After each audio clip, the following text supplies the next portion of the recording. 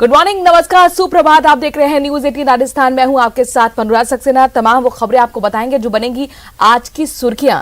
तो सुबह की खबरों में सबसे पहले बात कांग्रेस की करते हैं। दरअसल आज कांग्रेस के लिए खास दिन है, क्योंकि कांग्रेस विधायकों से आज भी चर्चा लगातार जारी रहने वाली है। प्रभारी रंधावा आज दूसरे दिन भी चर्चा करेंगे। 1 to 1 का ये संवाद उदयपुर, कोटा, भरतपुर संभाग के विधायकों से आज चर्चा होनी है। और इसके साथ ही सुबह 10 बजे से 1 to 1 का संवाद शुरू हो जाएगा। पीसीसी वॉर रूम में 1 to 1 का संवाद जारी रहेगा, जिसमें खुद मुख्यमंत्री अशोक गहलोत मौजूद रहेंगे और इसके साथ साथ पीसीसी चीफ गोविंद सिंह डोटासरा और प्रभारी रंधावा।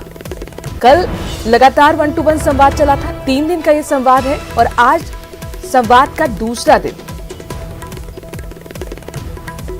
उदयपुर, कोटा और भरतपुर संभाग के विधायकों से आज सुबह 10 बजे चर्चा होनी है। सचिन हमारे संवाददाता इस खबर पर ज्यादा जानकारी के साथ जुड़ गए। सचिन, पूरा एक प्रोफॉर्मा है, क्वेश्चन एयर है, तमाम सवाल जवाब हो रहे हैं, काफी वक्त भी दिया जा रहा है विधायकों से बातचीत करने का। जाहिर तौर पर आज दूसरा दिन, आज क्या कुछ खास होने वाला है? देखिए, जो सुनवाई होनी है, जो फीडबैक लेना है, वो तो वही होगा जो कल हुआ था। बस आज जिले और संभाग बदल गए हैं। 3 संभाग हैं, उदयपुर, कोटा, भरतपुर, जिसके 15 जिलों से जो तकरीबन 37 विधायक है वो कांग्रेस के और समर्थित विधायक हैं, वो जयपुर पहुंचेंगे। सबसे पहले उदयपुर संभाग का 10 बजे कार्यक्रम शुरू होगा और उसके बाद में फिर कोटा और अंत में भरतपुर का नंबर आएगा। और आज तीनों वही नेता जो कल थे वही वापस बैठेंगे और बातचीत करेंगे। आज फर्क इतना है कि कोटा में कुछ समस्याएं हैं, जैसे भरत सिंह क्या आएंगे कि नहीं आएंगे, उन पर नजर रहेगी, क्योंकि लगातार वो विरोध करते रहे प्रमोद जैन भाया का, जो कि मंत्री हैं, खान मंत्री हैं। तो कुछ इस तरह के विधायक हैं आज जिन पर खास नजर रहेगी। जिसमें कोटा संभाग की बात करें तो उसमें भरत सिंह है, भरतपुर से बात करें तो विश्वेंद्र सिंह अपने आप में बड़ा नाम है, वो क्या कुछ कहते हैं। पूर्वी राजस्थान है तो सचिन पायलट गुट के अधिकतर विधायक उधर से जीते थे। मुरलीलाल मीणा जो कि पायलट गुट के मंत्री हैं, वो क्या बात रखते हैं, उस पर भी नजर रहेगी कि वो किस तरह से फीडबैक में शामिल होते हैं। आज पूर्वी राजस्थान में पूरा पूर्वी राजस्थान कवर होगा भरतपुर संभाग के जरिए, जिसमें करौली से रमेश मीणा है, मंत्री हैं सरकार में, पायलट गुट से माने जाते हैं।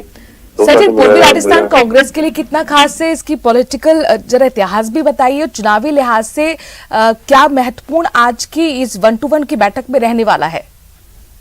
देखिए, पूर्वी राजस्थान की बात करें तो भरतपुर संभाग में भरतपुर, करौली, दौसा और धौलपुर ये जिले आते हैं।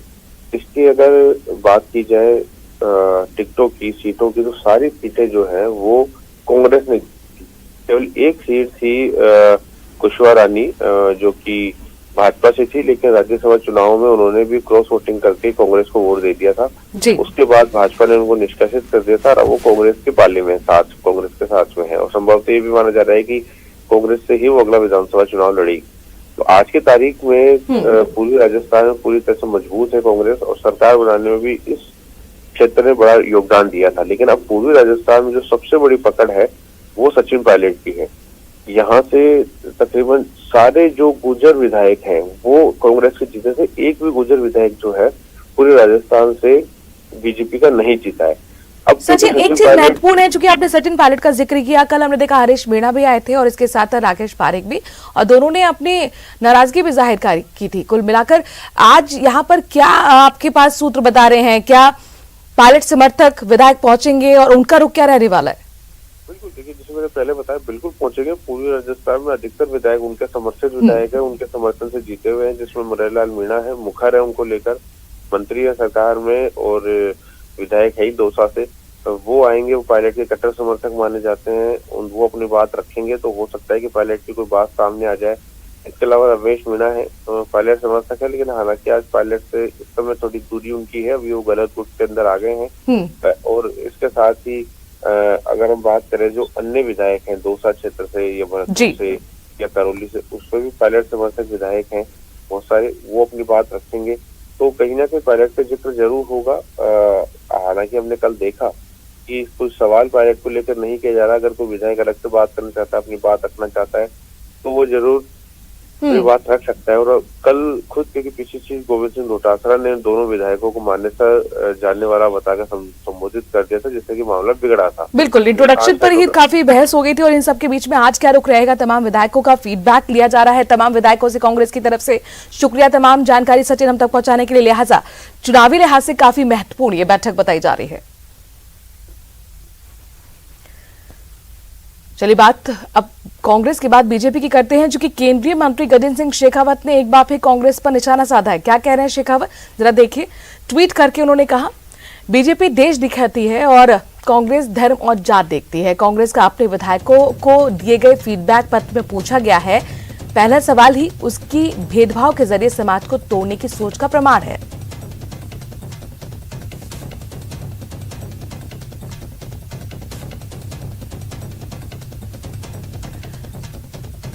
दरअसल कांग्रेस का लगातार मंथन चल रहा है 1-to-1 संवाद विधायकों से, और एक फीडबैक पत्र है, पूरा एक क्वेश्चनएयर है, और उसी क्वेश्चनएयर पर सवाल किया है केंद्रीय मंत्री गजेंद्र सिंह शेखावत ने।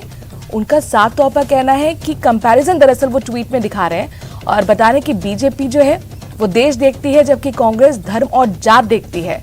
कांग्रेस का अपने विधायकों को दिए गए फीडबैक पत्र में पूछा गया पहला ही सवाल उसके भेदभाव के जरिए समाज को तोड़ने की सोच का प्रमाण है। तो ट्वीट के जरिए गजेंद्र सिंह शेखावत, केंद्रीय जल शक्ति मंत्री, कांग्रेस पर हमलावर 1-to-1 संवाद जो चल रहा है और उसी के परफॉर्मा को फीडबैक पत्र को लेकर सवाल कर रहे हैं, निशाना साध रहे हैं गजेंद्र सिंह शेखावत।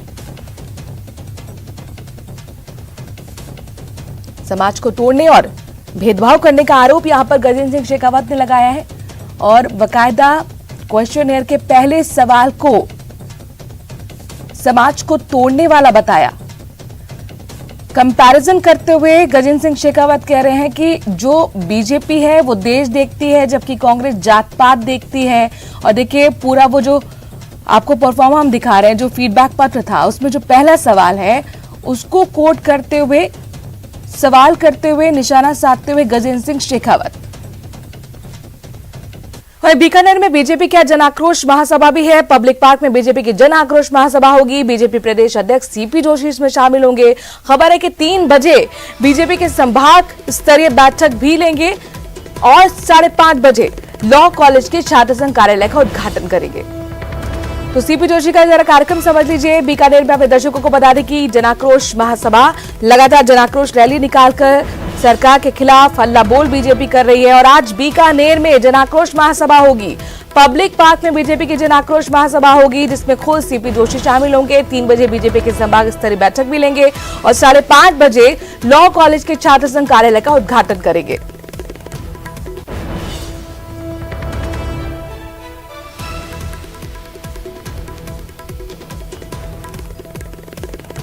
तो पब्लिक पार्क में बीजेपी की जन आक्रोश महासभा। कुल मिलाकर चुनावी साल, लिहाजा बीजेपी पूरी तरह से अब चुनावी मोड में आती हुई नजर आ रही है। कार्यकर्ताओं में हुंकार बनने के लिए, जोश पैदा करने के लिए सरकार की नीतियों का विरोध किया जा रहा है। मनीष धारीच हमारे संवाददाता इस खबर पर ज्यादा जानकारी के साथ जुड़ गए हैं। मनीष, कुल मिलाकर जिस तरीके से बीजेपी सड़कों पर उतरी हुई है, पूरी तरह से चुनावी मोड में, आज बीकानेर में किस तरह की तैयारियां, किस तरह की हलचल जन आक्रोश रैली को लेकर? जन आक्रोश रैली के तहत बीजेपी आज महाघेराव करने जा रही है बीकानेर में, जहां पर कलेक्ट्रेट ऑफिस के सामने जो पब्लिक पार्क है वहां पर बीजेपी प्रदेशाध्यक्ष जनसभा को संबोधित भी करेंगे और हजारों की तादाद में यहाँ पर भीड़ जुटने की संभावना है। लगभग हर विधानसभा क्षेत्र से जो बीजेपी के नेता हैं उनको टारगेट दिया गया है। जैसे कि नौखा जो विधायक है उनको भी लगभग 5000 लोगों की भीड़ जुटाने का टारगेट है। उसी को देखते हुए यहाँ पर पुलिस प्रशासन भी पूरी तरह से मुस्तैद रहेगा और जो भीड़ है उसके आकलन से एक तरह से शक्ति प्रदर्शन के तहत इस चीज को देखा जा रहा है, जो कि सीपी जोशी चित्तौड़गढ़ से सांसद है और नवनियुक्त बीजेपी के प्रदेश अध्यक्ष है, पहली बार बीकानेर आएंगे तो निश्चित तौर पर उनको जो बीजेपी के जो स्थानीय नेता हैं, बीकानेर से जो बीजेपी नेता हैं, वो भी अपनी एक शक्ति प्रदर्शन करने की यहाँ पर कोशिश करेंगे। निश्चित तौर पर जो चुनावी साल है और चुनावी साल में अब शक्ति प्रदर्शनों का इनका दौर शुरू हो चुका है, तो इसी क्रम के तहत जो बीजेपी प्रदेशाध्यक्ष है वो पहली बार बीकानेर आ रहे हैं। जन आक्रोश सभा को, महासभा को भी संबोधित करेंगे। इसके अलावा शाम को वो जो है बीकानेर के जो संभाग के जो बीजेपी के कार्यकर्ता हैं उनकी भी बैठक लेंगे, पदाधिकारियों की बैठक लेंगे और जीत का मनीष, ये भी बताइए किन मुद्दों को लेकर जन आक्रोश रैली के जरिए हल्ला बोल किया जाएगा? दूसरा, ये सीपी जोशी के अलावा और भी कोई बीजेपी के बड़े नेता आज शामिल हो रहे हैं जन आक्रोश रैली में? देखिए, सबसे पहले तो सीपी जोशी खुद मौजूदगी रहेगी। इसके अलावा जो नोखा विधायक हैं बिहारीलाल बिश्नोई, उनकी मौजूदगी रहेगी। बीजेपी के जो जिला अध्यक्ष हैं शहर और देहात, ये मौजूदगी रहेगी। इसके अलावा जो कांग्रेस सरकार के जो बीते इन 4 सालों में जितने भी कार्यक्रम रहे थे, जिनके जिस तरह से कि महंगाई बढ़ना और साथ ही साथ अपराध को लेकर के, तो निश्चित तौर पर अपराध बढ़ते अपराध को लेकर के जो महंगाई और कानून व्यवस्था को मुद्दा बनाते हुए जन आक्रोश रैली आज निकाली जा रही। बीजेपी बहुत बहुत शुक्रिया मनीष, नजर बनाए रखेगा, आगे आपसे अपडेट्स लेते रहेंगे। बढ़ते आगे, कांग्रेस प्रभारी सुखजिंदर सिंह रंधावा की बार बार चेतावनी के बावजूद नेताओं की बयानबाजी रुक नहीं रही है। इस बार तो मंत्री राजेंद्र सिंह गुड़ा ने पायलट के खिलाफ कार्रवाई की चुनौती दे डाली। झुंझुनू के खेतड़ी के टीबा गांव में एक कार्यक्रम के दौरान मंत्री राजेंद्र सिंह गुड़ा ने पूर्व उप मुख्यमंत्री सचिन पायलट की मौजूदगी में कहा कि हिम्मत है तो पायलट के खिलाफ कार्रवाई करके दिखाएं। मैं आपको बताना चाह रहा हूँ, ये राजस्थान की 36 कौम, सभी धर्मी जात धर्म और जाति और बिरादरी का नौजवान आपके पीछे खड़ा जी जान के लिए, जी जान देने के लिए। और जिस दिन मैं चैलेंज देना चाह रहा हूँ, माल का दूध भी है तो अनुशासन की कार्रवाई करके पायलट साहब के करके बताओ। शक्ति का दूध याद आ जाएगा, शक्ति का दूध याद आ जाएगा और क्या करना फैसला सही से भारत। टोंक के टोडा राय सिंह से बड़ी खबर आ रही है, जहां पर आबकारी विभाग की टीम पर जानलेवा हमला हुआ है। लाठी, पत्थर और सरियों से हमला किया गया। आबकारी विभाग की टीम जान बचाकर वहां से भागी है। हालांकि हमले में एक अधिकारी समेत 7 कर्मचारी घायल भी हो गए। सरकारी गाड़ियों को लाठी और पत्थरों से चकनाचूर कर दिया गया। 3 गंभीर घायलों को टोंक जिला अस्पताल में रेफर किया गया है। दरअसल अवैध शराब की शिकायत पर कार्रवाई करने गई हुई थी टीम, और इस दौरान सरोदिया गांव में एक घर पर टीम ने जब छापा मारा तो वहां पर पत्थरबाजी शुरू हो गई। लाठी डंडों से देखिए किस तरीके से टीम पर हमला किया गया है। आबकारी टीम मुखबिर की सूचना पर दाबड़दोंबा दुकान के क्षेत्र सिनोदिया में गई, जहां की बहुत भारी मात्रा में शराब इकट्ठी होकर बिकने की सूचना थी। टीम ने जब तलाशी की, नियमानुसार कार्रवाई शुरू की, तो 2 परिवारों के लोग जितने भी थे वो इकट्ठे हो गए और तलाशी नहीं लेने दी और पत्थर, सरिया और लाठियों से हमला कर दिया। दौलत हमारे संवाददाता टोंक से इस खबर पर जुड़ गए हैं। दौलत, टीम पर बकायदा हमला हुआ है, लाठियों से, सरियों से चकनाचूर, बहुत सरकारी गाड़ियां भी कर दी गई हैं। ये बताइए, अब तक एक्शन हुआ है आरोपियों के खिलाफ और कौन थे ये आरोपी? देखिए, अवैध शराब की शिकायत के बाद में जो आबकारी विभाग की टीम है वो कार्रवाई करने के लिए गई थी। टोडा राय सिंह थाना इलाके का ये सनोदिया गांव है, लेकिन वहां जब 7 से 8 अधिकारी गाड़ियों के साथ गए थे और उन्होंने विरोध किया। जब इन्होंने कार्रवाई करनी चाहिए तो सभी ने इन पर हमला कर दिया, पत्थरों से, लाठियों से और सरियों से। अधिकारी और कर्मचारियों के अलावा गाड़ियों को भी तोड़ दिया। जो सहायक आबकारी अधिकारी है कैलाश प्रजापति, उनके नेतृत्व में ये कार्रवाई हो रही थी और सीआई निर्मला चौधरी भी वहां पर थी। 3 से 4 अधिकारियों सहित कर्मचारियों को भी गंभीर चोटें आई हैं। 7 लोग गंभीर घायल हैं, जिनको टोडा राय सिंह सीएचसी में भर्ती कराया गया है। सीओ जो मालपुरा है सुशील मान, वो भी देर रात अस्पताल पहुंचे।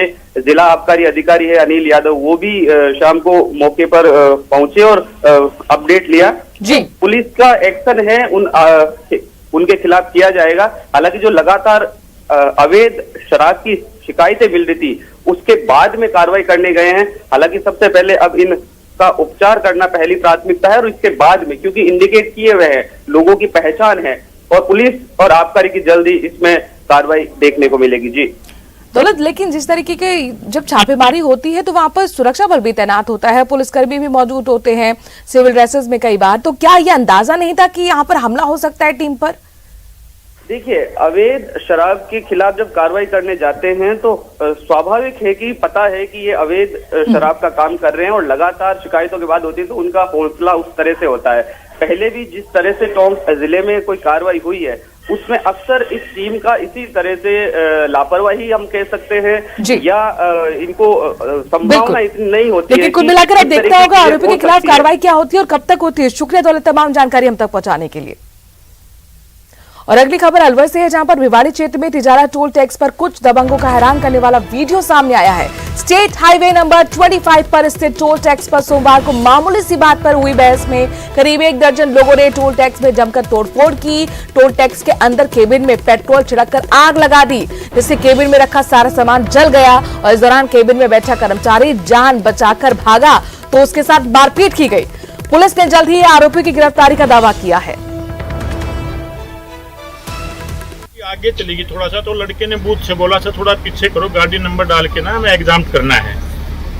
इनका जो कि लोग फ्री है, टोल का कोई इशू नहीं था इसमें, तो इस पे उनको गुस्सा आ गया और उतर के बदतमीजी करी और लड़के के साथ गाली गलौज किया। उसके बाद उन्होंने फोन करके अपने कुछ साथी बुलाए और उसके जो बंदा साथ आया था उसने बूथ को अपने हाथ से तोड़ दिया, जिसके उसको हाथ चोट लगी और लड़के के साथ हाथापाई की। और श्रीगंगानगर के अनूपगढ़ से बड़ी खबर है, जहां पर 3 संदिग्ध युवक गिरफ्तार किए गए हैं। दरअसल रेस्टोरेंट में लूट की योजना बना रहे थे ये तीनों। स्थानीय लोगों पर शक होने पर तीनों को दबोचा किया। नशे के आदी बताए जा रहे हैं। आरोपियों से फिलहाल पूछताछ पुलिस कर रही है। तो धरपकड़ हुई है 3 संदिग्धों की। और खबर ये कि ये तीनों संदिग्ध जो प्लानिंग कर रहे थे लूटपाट की, रेस्टोरेंट में इनकी प्लानिंग थी लूटपाट करने की और इस दौरान वहां पर स्थानीय लोगों को इन पर शक हुआ। पुलिस को जानकारी दी गई और आखिरकार तीनों को धर दबोचा गया है। खबर यह भी निकल कर आ रही है कि तीनों ही युवक नशे के आदी हैं।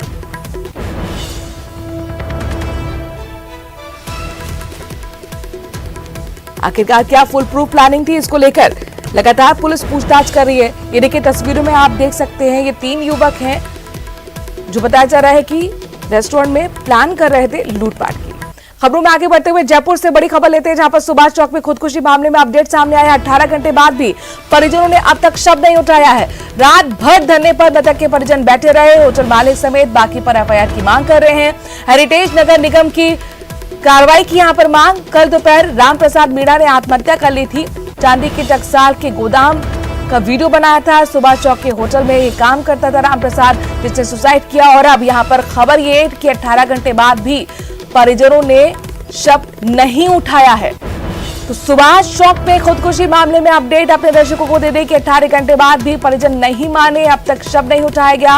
रात भर देखिए धरना चलता रहा। मृतक के परिजन नारेबाजी करते रहे। उनकी मांग है कि होटल मालिक समेत बाकी पर एफआईआर की जाए। हेरिटेज नगर निगम टीम पर कार्रवाई की मांग की गई है। विष्णु हमारे संवाददाता इस खबर पर ज्यादा जानकारी के साथ जुड़ गए। विष्णु, रात भर धरना चलता रहा, क्या समझाइश नहीं हो पाई? देखिए बिल्कुल 18 घंटे से ज्यादा का वक्त अब बीत चुका है, जिसमें रामप्रसाद मीणा का शव अब भी उसी जगह पर है जहां पर उसने फंदा लगाया था और वहीं पर परिजन मौजूद हैं। और वहीं पर सबसे बड़ी बात है कि सांसद प्यूरीलाल मीणा जो कि दिल्ली में मौजूद थे और उनके भाई जगमोहन मीणा रात को घटनास्थल पर पहुंचे, क्योंकि पीड़ित रामप्रसाद शर्मा ने खुदकुशी से पहले बनाए गए वीडियो में सांसद प्यूरीलाल मीणा से मांग की थी, न्याय की गुहार की थी कि वे उसे परिवार को न्याय दिलाएं। और वहीं पर देर रात को जो जलदाय मंत्री महेश जोशी, उसके अलावा होटल संचालक रॉयल शेरेटन के मालिक मुंजी टाक और जो अन्य लोग हैं देव अवस्थित, तमाम जो 7-8 लोग हैं जिनके ऊपर वीडियो में रामप्रसाद मीणा ने गंभीर आरोप लगाए थे और उसे परेशान करने की भी आरोप लगाए थे कि मकान का पट्टा जो है होने के बावजूद उसे निर्माण नहीं होने दे रहे थे सभी लोग। और वहीं पर नगर निगम की विजिलेंस जो हेरिटेज जो प्रवर्तन दस्ता है उसके ऊपर भी कई सवाल खड़े हुए। तो ऐसे में 18 घंटे से ज्यादा का वक्त होने के बाद भी शव जिसका तस है और किसी भी तरह की बताइए क्या अभी तक किसी के खिलाफ एफआईआर नहीं हुई है? देखिए इस पूरे मामले में देर रात को परिजनों की जो रिपोर्ट रखवाई थी एफआईआर की, उसके बाद में कल देर रात को एक मुकदमा होने की जानकारी अब तक सामने आई, जिसमें जलदाय मंत्री महेश जोशी, उसके अलावा जो होटल रॉयल शेरेटन का जो मालिक है मंजी टाक और तमाम जो लोग हैं उनके खिलाफ मुकदमा देर रात को दर्ज हुआ है सुभाष चौक थाने में। ऐसी जानकारी अब तक सामने आई है। वहीं पर मंत्री महेश जोशी का कहना है कि उन्हें इस तरह की कोई जानकारी नहीं है। जी चलिए, बहुत बहुत शुक्रिया विष्णु, तमाम जानकारी हम तक पहुंचाने के लिए।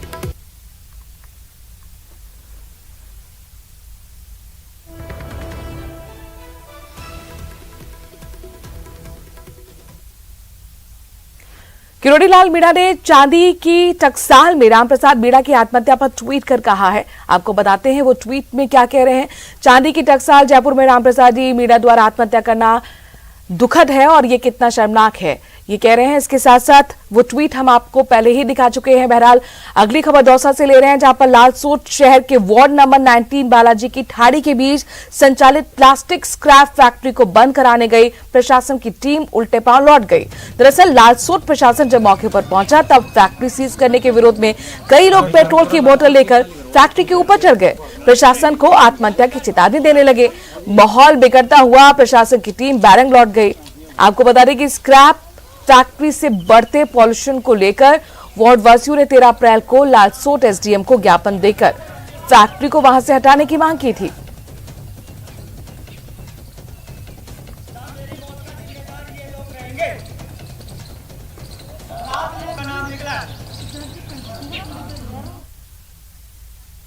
विश्व विरासत दिवस हर साल 18 अप्रैल को मनाया जाता है, लिहाजा राजस्थान को हेरिटेज सिटी के नाम से भी जाना जाता है। राजस्थान की राजधानी गुलाबी नगरी का परकोट भी विश्व विरासत में शुमार है, लेकिन आज हम आपको बताएंगे कि विश्व विरासत में शुमार परकोटा अफसरशाही के बोझ तले आज दुर्गति पर पहुंच चुका है। अब क्या यूनेस्को और राजस्थान की सरकार बदरंग होती विरासत को बचा पाएगी? ये खास रिपोर्ट देखिए जयपुर से हमारे संवाददाता महिमा जैन की।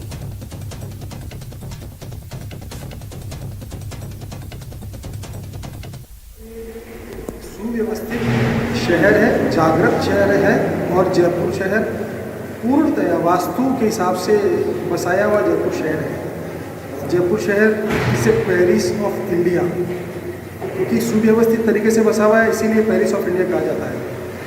किंतु वर्तमान में जयपुर शहर के परकोटे के अंदर जिस तरह के हालात हैं, बहुत ही दर्दनाक हालात हैं। बड़े ही मुश्किलों से हमको जयपुर शहर में विश्व धरोहर का दर्जा यूनेस्को से प्राप्त हुआ था, जो कभी भी जयपुर शहर का दर्जा छीन सकता है। जयपुर शहर के अंदर अपने जो परकोटे हैं ये विश्व विरासत के अंदर अपनी एक अनूठी छाप है। और आज वर्तमान में देखा जाए तो जयपुर विरासत के अंदर परकोटों की जो हालत हो रही है, ख़राब हो रही है, उसके लिए सरकार तो जिम्मेदार है ही, उसके लिए आम जनता भी जिम्मेदार है। खास रिपोर्ट में हमने आपको बताया कि कैसे चार दीवारी जो विश्व विरासत में शुमार है, तस्वीरों के जरिए साफ बयां होता है कि कैसे बदरंग होती और दरारें उसमें नजर आ रही है। अब देखने वाली बात यह होगी कि सरकारें और क्या यूनेस्को मिलकर हमारी विश्व विरासत को बचाती है, उसका संरक्षण करती है। इसी के साथ मैं महिमा जैन, कैमरामैन मानसिंह के साथ न्यूज़ 18 राजस्थान, जयपुर। और इसी के साथ इस बुलेटिन में इतना ही। देश और प्रदेश की बाकी खबरों के लिए बने रहिए न्यूज़ 18 राजस्थान के साथ।